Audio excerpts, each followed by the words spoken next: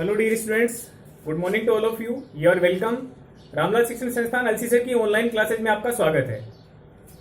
देखिए, हम आपकी प्रश्नावली शुरुआत कर रहे हैं आज 5.2 की। समांतर श्रेणी आप पढ़ रहे हैं चैप्टर नंबर 5, जो आपका 3 नंबर का है, यानी 3 नंबर का एक सवाल इसमें आएगा। देखिए, 5.2 आपकी एक ही सूत्र पर आधारित है, एनवां पद, जिसको हम ए एन से लिखते हैं, और इसका सूत्र होता है a प्लस एन माइनस 1 गुणा डी। ये इसका सूत्र रहेगा और इसी पर आधारित आपकी 5.2 प्रश्नावली है। और इसमें डेफिनेटली आपका 3 नंबर का एक सवाल आता है। तो इसमें देखिए, पहला सवाल ले रहे हैं, ज्ञात कीजिए, ये समांतर श्रेणी है 2, 7, 12, इसका आपको 10वां पद ज्ञात करना है। ठीक है, या तो आप इसको लिखते जाएं, 10वें नंबर का पद आपको मिल जाएगा, लेकिन यहां पे लिख दें कि 50वां पद ज्ञात कीजिए, तो इसको आप 50 बार थोड़े लिखेंगे। इसके लिए हमें क्या करना पड़ेगा, सूत्र का इस्तेमाल करना पड़ेगा और हमें इसका उत्तर मिल जाएगा। तो देखिए, हम पहला सवाल ले रहे हैं। इसमें लिखा हुआ है समांतर श्रेणी आपकी ये है, तो आप लिखेंगे समांतर श्रेणी 2, 7, 12, इसका पहले लिख देंगे प्रथम पद। आप देखेंगे ये समांतर श्रेणी है, इसका प्रथम पद यानी पहला पद 2 है, तो प्रथम पद को हम किससे लिखते हैं, ए से, यानी प्रथम पद ए का मान आ गया 2, तथा दूसरा हम देखते हैं डी का मान, यानी सार्वंतर। सार्वंतर डी का मान निकालेंगे तो क्या करेंगे, अगले पद में से पिछला पद माइनस कर लेंगे, यानी 7 में से 2 माइनस कर लेंगे। ठीक है, या फिर 12 में से 7 माइनस कर लो। अगले पद में से पिछले पद को माइनस करने से आपको क्या मिल जाएगा, सार्वंतर डी का मान मिल जाएगा। 7 माइनस 2 करेंगे तो मान आएगा ये 5। आपको डी का मान मिल गया, ए का मान मिल गया। अब आपसे देखो क्या पूछा है, इसमें पूछा 10वां पद ज्ञात कीजिए। तो अब आप लिखेंगे प्रश्नानुसार 10वां पद। 10वें पद को हम किससे लिखते हैं, जैसे nवें पद के लिए होता है ए एन, वैसे ही 10वां पद यदि याद करना हो तो आप लिखेंगे ए 10। तो हम लिखेंगे ए 10 का मान। अब ए 10 का मान आपको निकालना है, तो देखो ए एन के सूत्र में क्या होता है, ए प्लस एन माइनस 1 गुणा डी। तो यहां पे 10 लिखा हुआ है, तो आप लिखेंगे ए प्लस 10 माइनस 1 गुणा डी का मान। ठीक है, यहां पे आप लिख दें, हम जानते हैं कि सूत्र nवें पद का होता है a प्लस एन माइनस 1 गुणा डी। इस सूत्र में आपको मान रखना है, आपको इसका 10वां पद मिल जाएगा। a का मान आपका 2 है, तो इसमें 2 लिख दिया, प्लस में 10 माइनस 1 करोगे तो ये 9 बन जाएगा, और गुणा में डी का मान आपका 5 है, तो आप लिख देंगे 5। यहां पे एक गलती नहीं करें, 2 में पहले 9 प्लस नहीं करें, पहले 9 गुणा 5, पहले इनको गुणा करेंगे, तो ये बनेगा 2 प्लस में 45। 9 5 45 बन गया, 2 प्लस कर देंगे 45 में तो मान बन जाएगा इसका 47। तो ए 10 का मान हो गया 47, यानी समांतर श्रेणी का 10वां पद मिला 47। यह आपका पहला सवाल है। ऐसे ही आप दूसरा सवाल इसमें करेंगे, लिखना आपको इसी तरीके से है। इसमें देखें, हल नंबर 2 में आपको पहला पद यानी ए का मान मिला हुआ है कितना, √2। अब सार्वंतर डी का मान निकालेंगे तो अगले पद में से पिछले पद को माइनस कर देंगे, यानी 3 √2 में से माइनस कर देंगे √2, तो कितना मान बनेगा, देखो 3 √2 में से 1 √2 माइनस कर दिया, तो कितने बचेंगे, 2 √2 बनेंगे। इसको एक बार फिर से देख लो, ये 3 √2 है प्लस के, एक ये फिर दूसरा और ये तीसरा, तो 3 √2 हो गए प्लस के, और 1 √2 किसका है, माइनस का। तो हम टोटल देखते हैं, माइनस का 1√2 प्लस के 1√2 से कट गया, 1√2 और 1√2 मिलके हो गए 2√2। तो डी का मान मिल गया आपको और ए का मान मिला हुआ है। आपको 18वां पद याद करना है, तो आप लिखेंगे A18। A18 का मान निकालने का तरीका क्या है? A प्लस में 18 माइनस 1 गुना डी का मान, ए का मान यानी √2 प्लस में 18 माइनस 1 यानी 17 गुना डी का मान यानी 2√2। अब देखिएगा ये √2 है, तो इसको हम इससे गुणा कर लेते हैं। 17 गुना 2√2, तो 17 से ये संख्या गुणा हो जाएगी, 17 दूनी 34 और साथ में √2। ठीक है, ये देखो अंदर गुणा नहीं हो सकती है, जो भी संख्या बाहर लिखी हुई है इसको आप बाहर ही रखेंगे। यदि ऐसा होता तो आप इसको वर्गमूल के अंदर ले जाते, 2 गुणा 2 यानी वर्गमूल 4 बन जाता। ओके स्टूडेंट्स, तो √2 प्लस में ये बन जाएगा 34√2, क्योंकि बाहर वाली संख्या बाहर वाली से गुणा हो जाएगी। 17 दूनी कितना बन जाएगा 34 और साथ में √2 है। अब ध्यान से देखें, 34√2 में यदि 1√2 और जोड़ देंगे तो कितने √2 हो जाएंगे? ये आपके 3√2 हैं,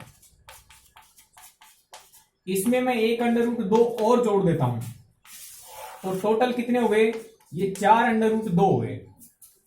ऐसे ही 24√2 में आप यदि √2 मिला देंगे तो आपके 35√2 यानी 35 वर्गमूल 2 बन जाएगा। तो यह आपका हो जाएगा इसका 18वां पद। इस सवाल को आप आसानी से कर सकते हैं क्योंकि ये पहले सवाल के जैसा है। अब हम इसका दूसरा सवाल लेंगे।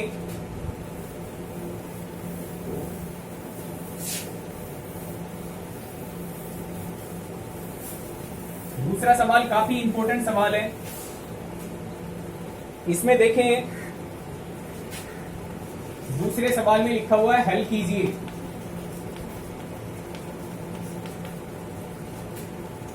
और इसमें पहला सवाल ले रहा हूं, समांतर श्रेणी 21, 18, 15 इसका कौन सा पद -81 है?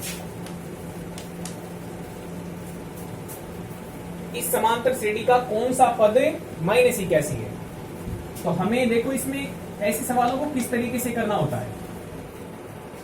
सबसे पहले तो जो समांतर श्रेणी दी हुई है उसमें ए का मान आपको दिख जाएगा 21 है, डी का मान भी निकाल लेंगे। अब आपसे पूछा कि इसका कौन सा पद -81 है, तो हम इसमें मान लेंगे कि माना nवां पद -81 है। हमें ही मान के चलना है क्योंकि इसमें ये समांतर श्रेणी के पद घटते घटते जा रहे हैं, तो घटने पर आगे माइनस में भी संख्या बनेगी, क्योंकि 0 से और कम करोगे तो संख्या माइनस में जानी शुरू हो जाएंगी। तो कौन से नंबर वाली -81 आएगी हमें नहीं पता, तो हम मान लेंगे कि माना nवें नंबर वाली कितनी है, -81 है। तो पहले तो हम लिख देंगे समांतर श्रेणी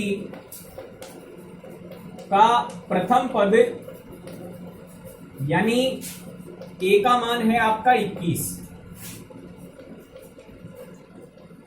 सार्वअंतर डी का मान निकालेंगे तो अगले पद में से पिछले पद को माइनस कर लेंगे, यानी 18 में से 21 माइनस कर लेंगे तो संख्या बनेगी आपकी -3। प्लस की 18 है, माइनस की 21 है, तो इसका मतलब -3 ज्यादा होगी। सार्वअंतर मिल गया। अब आपसे पूछा है कि कौन सा पद -81 है, तो आप मान लें कि माना nवां पद -81 है, nवां पद -81 है, तो इसका मतलब an का मान -81 है। ठीक है, अब an के लिए हम सूत्र लगा देंगे, a प्लस में n-1 गुणा d बराबर कितना, -81। अब हम इसमें मान रख देते हैं। a का मान आपका कितना है, 21 प्लस यहां पे लिखा हुआ है n-1 गुणा डी का मान। अब डी का मान आप देखिए -3 है और बराबर कितना है -81। इस वाली स्टेप के बाद में आप ठीक से समझ लेना, क्योंकि सभी में एक ही तरीके का काम होता है।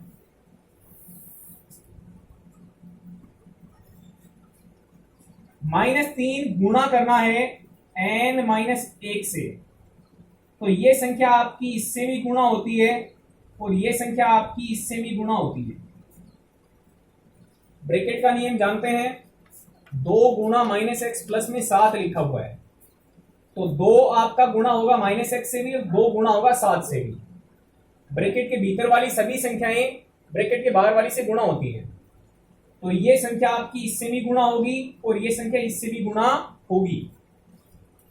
ठीक है, तो देखो समझो इसको, ये लिखा 21 प्लस ब्रैकेट में क्या बनेगा, देखो -3 गुणा n करोगे तो -3n और -3 गुणा -1 करोगे तो ये +3 बन जाएगा और बराबर में मान आ जाएगा इसका -21 81।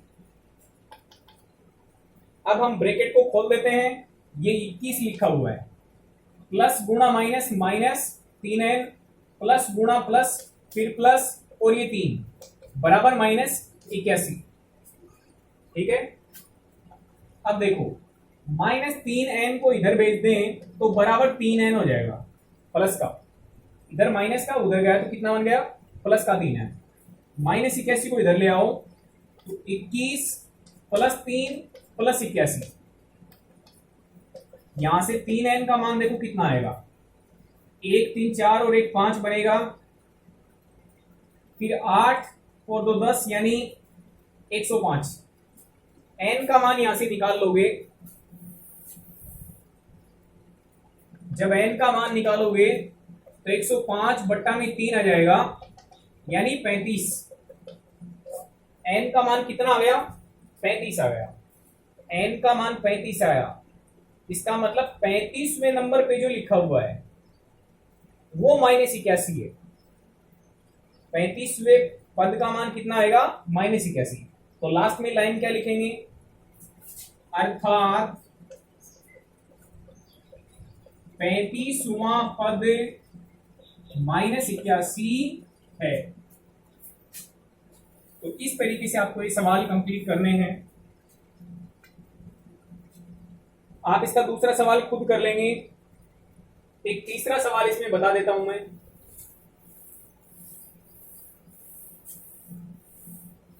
ध्यान से इसको देखिएगा। तीसरे सवाल में ये दिया हुआ है, क्या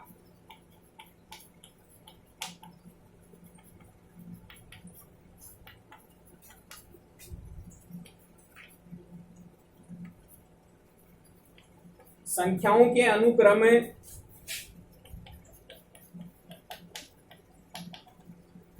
इसमें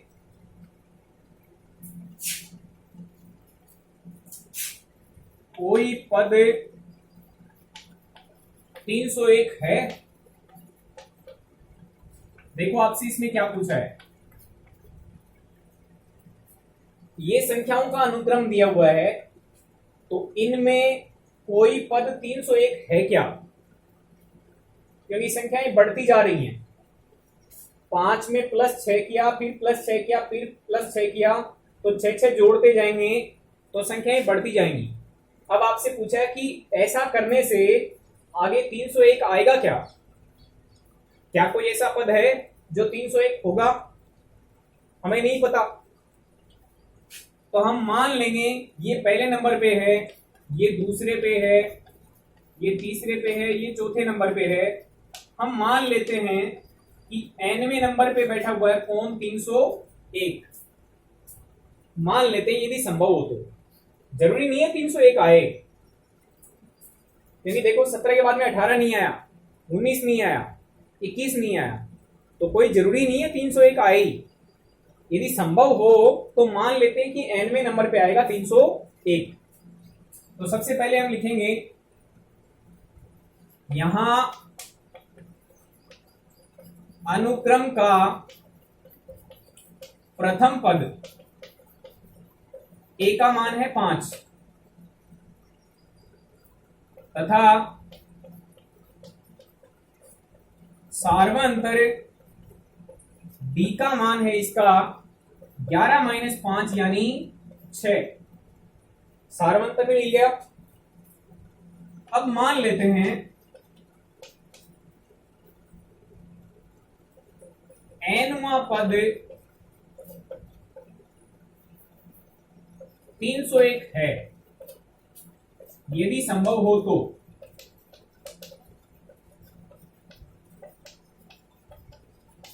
यदि संभव हो तो मान लिया कि nवां पद 301 है, इसका मतलब an का मान 301 लिखेंगे।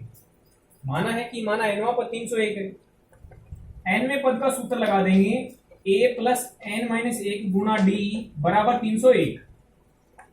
a का मान रखोगे इसमें 5 है प्लस n माइनस 1 गुना d का मान 6 है बराबर में 301। इसको सरल करेंगे आगे।